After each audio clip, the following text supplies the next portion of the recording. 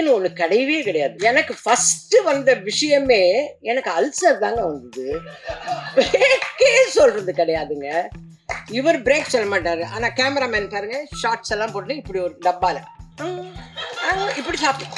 என்னங்கடா டேய், நீங்க எங்களுக்கு பிரேக் சொல்ல மாட்டேங்க, நீங்க இவர் ஏதோ ஒரு மோர் எடுத்து இருப்பாங்க. ஓகே நெக்ஸ்ட் அண்ணா போயிடலண்ணா. இங்க புதுசா வந்து ஜாக்கி நான் சொல்றதுக்கு என்னப்பா பட்டு பட்டுன்னு ஓடிக்கிறாரு. எனக்கு பயமா இருக்கு. நீட் எக்ஸாம் எழுத போன மாதிரி ஆயிட்டேன். ஐயோ, கதை சொல்லும் போது ஜாலியா இருந்தது. இங்க வந்தா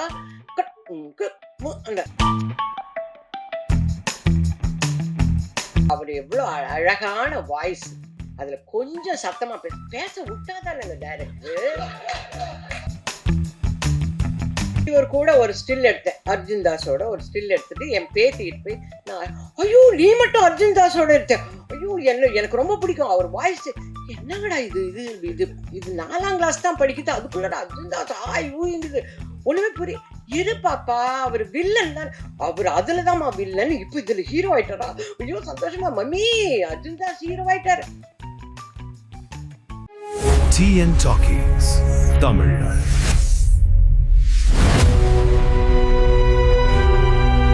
உங்க எல்லாருக்கும் வணக்கம் வணக்கம் வணக்கம், நன்றி.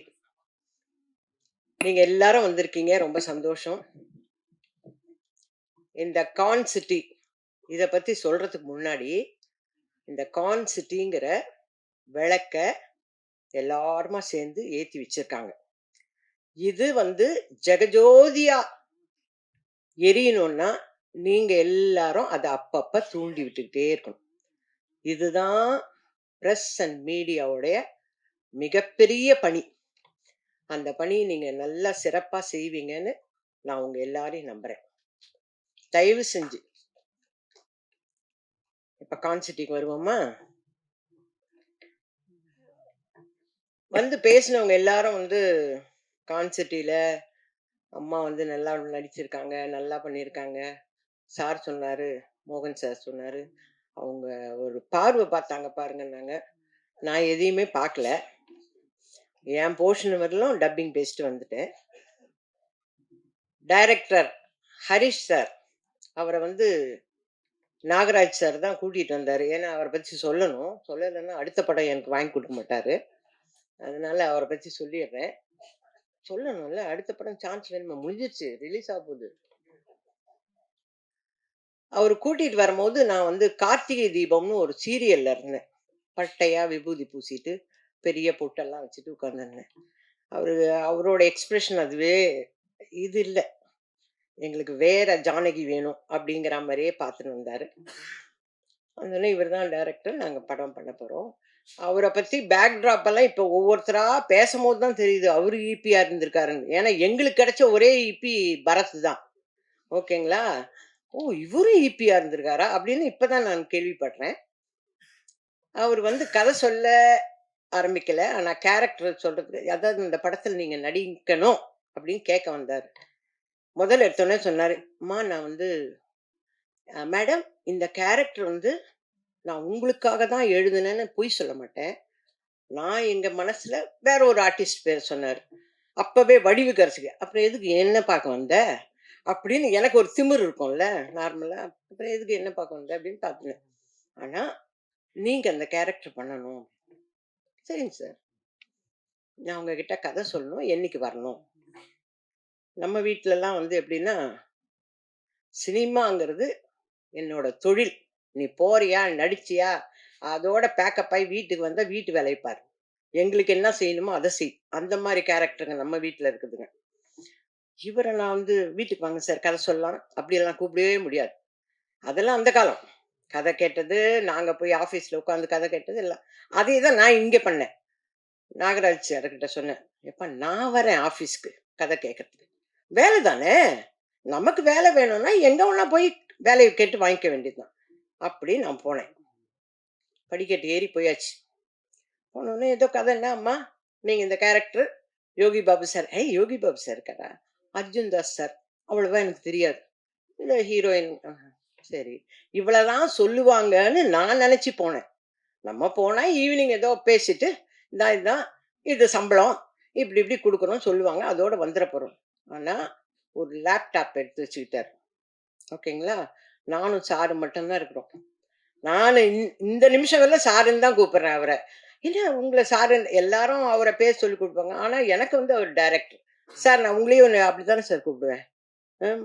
ஒத்த பனைமரம். நம்ம அப்படித்தானே சார் கூப்பிடுவோம். அதனால, சார் சொல்லுங்க சார். ஆரம்பிச்சாருங்க. நான் சிரிக்கிறேன். மங்களபுரம்ல என் பேரு ஜானகி, ஜாக்கி அதெல்லாம் சொல்ல சொல்ல சிரிச்சுக்கிட்டே இருக்கிறேன் நான் பாட்டுக்கு. கிட்டத்தட்ட ஒரு 2 தடவ டீ குடிச்சுட்டாங்க. டீ எடுத்துன்னு வந்து 2 தடவ குடுத்துட்டாங்க. அந்த அளவுக்கு டைம். 2வா சார் நல்லா இருக்கு சார். எனக்குள்ள நம்மள காமெடி பண்ண சொல்றாரு இவரு. இவருக்கு நம்பிக்கை இருக்குதா? நான் ஏன்னா ஏற்கனவே வேற ஒரு ஆர்டிஸ்ட் போடணும்னு வந்தவர் இல்லையா? சார் நல்லா இருக்கு சார். பண்ணுவோம் சார். அம்மா இதாம்மா கதை. ஓகேவா? மியூசிக்கோட டிஆர் மாரியே இவரும் மியூசிக்கோடவே கதையெல்லாம் சொல்லி முடிச்சுட்டாரு. சொல்லி முடிச்சுட்டு நம்ம ஜாலியா பண்றோமா. ஐயோ பரவாயில்ல. நல்ல பிள்ளைங்க. நல்ல பிள்ளைங்கல்ல. நம்மள டென்ஷனே இல்லாம ஜாலியா. அதுதானே வேணும். ஏன்னா சீரியல்ல போனா காலையில 10 மணிக்கு போய் இறங்குனா, சாயந்தரம் 8 மணிக்கு பேக்கப் ஆகுறவரை நானே பேசின்னு இருக்கணும். பக்கம், பக்கம், பக்கம், பக்கம், பக்கமா பேசணும். அப்பா! இப்போ ஒரு பெரிய ரிலீஃப். ஜாலியா படம் பண்ணலான்னு சொல்றாங்க. அப்ப நம்ம ஜாலியா படம் பண்ண போறோம். அப்படின்னு நினைச்சு போயாச்சு. சரின்னு ஸ்டில்ஸ் எடுத்தாங்கப்பா. அப்ப இந்த ஈபி தான். ஈபியும் நாகராஜும். ஈபிங்கிறது வந்து சாரோட பிரதர். டைரக்டர் சாரோட பிரதர். அவரே இயங்குவாரானா இயங்க மாட்டார். அவரையும் இயக்குறவரு இந்த இயக்குனர் தான். ஓகேங்களா? ஒரு பேட்டாவுக்கு கையெழுத்து போடணும்னா கூட அண்ணங்கிட்ட கேட்கிறேம்மா. அடப்பாவி! அண்ணங்கிட்ட கேட்கறதுக்கு நீ எதுக்குயா ஈபி? அப்படின்னு மனசுல. ஆனா சொல்லக்கூடாது. ஏன்னா சொன்னா படம் முழுக்க இருக்க மாட்டோம் நம்ம. அப்படின்னு பேசாம இருப்போம். போனோம் ஸ்டில்ஸ் எல்லாம் எடுத்தாங்க. ஸ்டில் எடுக்கும்போது யாருமே பக்கத்துல இல்லைங்க. அர்ஜுன் தாஸ் தம்பி வரல. எல்லாரும் பூஜையில மட்டும் பண்றேன். அவர பார்த்து கேட்கிறேன்.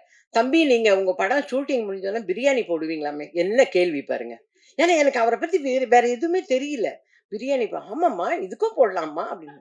"ஓகே" அப்படின்னு கேட்டுட்டு வந்துட்டேன். அப்புறம் யோகி பாபு சார் வந்தாரு. எனக்கு அவர ரொம்ப பிடிக்கும். அதனால அவங்க வீட்டோட எனக்கு ரொம்ப ஃப்ரெண்டு. அவங்க வீட்டு அம்மாவும் நானும் நல்ல ஃப்ரெண்ட்ஸ். எனக்கு அது மகாலட்சுமி அது. அதனால அவர ரொம்ப பிடிக்குமா, அவரு டிக் டாக், டிக் டாக் இப்போ சொல்லிட்டு போனாரு பாருங்க. கணேஷ் சார் சொன்னாரு. "ஏய் நீ ஆடியோ லான்ச்சிங் இதுக்கெல்லாம் வருவியா?" அப்படின்னு கேட்டாரு பார்த்தீங்களா? அந்த கேள்வி தான் அந்த மாரி தான் இருந்தாரு. படபடன்னு வந்து போயிட்டாங்க. ஸ்டில் எடுக்கும்போது நான் மட்டுமே நிக்கிறேன். ஆனா ஸ்டில்லா போகும்போது என் பக்கத்துல யோகி பாபு சார் இருக்காரு. எ என்னங்கடா பண்றாங்க இவங்க? அப்படின்னு எனக்கு ஒண்ணுமே புரியல ஆக்சுவலா. வந்தாச்சுப்பா. ஷெட்யூல் போட்டாங்க. வந்தாரு ஈபி. ஷெட்யூல் ஆரம்பிக்குதும்மா. உங்களுக்கு சம்பளம் இவ்வளவுதாம்மா. நாகராஜ். ஏன்யா இப்படி பண்ற? இவ்ளோ நாள் வாங்குற கொஞ்சம் காசு ஜாஸ்தியாவே நம்ம நம்ம அதுக்கு தான் இருக்கிறோம். நம்ம கேரக்டர் எல்லாம் விட நான் வேலைக்கு போனா சம்பளம் வாங்கணும். இதுதான் என்னோட மோட்டிவ். என்னய்யா கொஞ்சம் பார்த்து சொல்லக்கூடாது. இல்லம்மா கரெக்ட்டா நடந்துக்குவாங்கம்மா எல்லாம். இந்த புதுசா வராங்கன்னாவே திக்குன்னு இருக்கும். எப்போ பேமெண்ட் வருமோ என்ன வரும். ஆனா அந்த விஷயத்துலலாம் ஈபி வந்து சூப்பர். அதெல்லாம் கரெக்ட்டா பண்ணிடுவாரு. குட் மார்னிங்மா அவ்வளவுதான். அதுக்கப்புறம் ஈபி வந்து டிஸப்பியர். ஓடிருவாரு. அவர் இருக்கவே மாட்டாரு அங்க. எங்க ஈபி? எங்க ஈபி? ஏதாவது கேட்டா, அம்மா ஈபிட்ட கேட்கணுமா? கேளுங்கயா. கேளுங்கயா. இல்லம்மா காணோம்மா. இங்க. இப்படியே ஓடிருவாரு. அதோட பேக்கப் ஆன, அம்மா முடிஞ்சுச்சு கார் சொல்லிட்டேன். அட பாவி! இவ்ளோ நேரம் எங்கேய்யா போன நீ? அப்படிங்கிற மாரி தான் இருப்பாரு ஈபி. அவ்ளோ நல்ல ஈபி அவரு. ஈபி நான் வேற வழி இல்ல. படம்லாம் முடிஞ்சிருச்சு. ரிலீஸ் ஆக போகுது விடுங்க. ஆ 10 வருஷம். அந்த மாரி ஒரு ஈபி. எனக்குன்னு டைரக்டர் வந்து சந்தோஷ்ன்னு ஒரு டைரக்டர நியமிச்சு விட்டார். அம்மாவ ஹேண்டில் பண்றது நீங்க தான் அப்படி. அவர் வந்தோனே எப்படிம்மா? நல்லா இருக்கேன்ப்பா. என்னப்பா இன்னைக்கு சீனு? வந்துரும்மா. அத படிக்கிறதுக்குன்னு விஜய்ன்னு ஒருத்தர் வருவாரு. அவர் அப்படி படிக்கிறதோட சிரிக்க கூட மாட்டாங்க. நம்மகிட்ட கதை சொல்லும்போது, ஜாலியா ஒரு படம் பண்ணலாம்னு சொல்லிட்டு, இங்க யாருமே சிரிக்க கூட மாட்டேன்றாங்களே! என்னங்கடா இது? டைரக்டர் குட் மார்னிங்மா. அவ்வளோதான். அந்த இது டப்பாக்குள்ளாரயே இருப்பாரு. அடப்பாவி! ஒரு ஜாலியா ஒரு காமெடி பண்ணுவோம், அது பண்ணுவோம். எதுக்குமே அப்புறம் டயலாக் வந்து, ஜாக்கி நான் கதையெல்லாம் சொல்ல மாட்டேன் சார். உங்க அளவுக்கு 2 1/2 மணி நேரம் கதை சொன்னா என்ன ஆவுறது நானு? ஜாக்கி அம்மாக்கு தெரியும். அம்மா சொல்றேன்.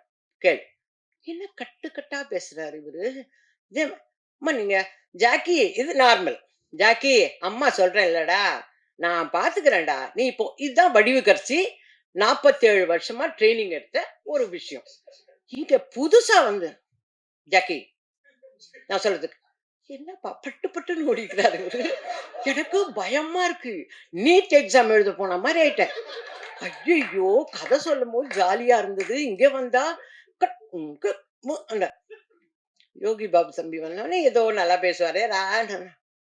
மா அ என்ன பேசுறாங்க காதுலயே விழுது. அவரு மா நீ பண்றது சரியில்லம்மா. ஐயையோ! என்னவோ சொல்றாரு இவரு. என்ன சொல்றாருன்னு தெரியல.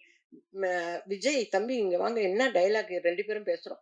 அவர்கிட்ட கேட்டுக்கிட்டு, விஜய் கிட்ட கேட்டுக்கிட்டு, ஓ! இததான் இவங்க சொல்றாங்கன்னு ஒரு யூகத்திலேயே நடிச்சேன் இந்த படம்.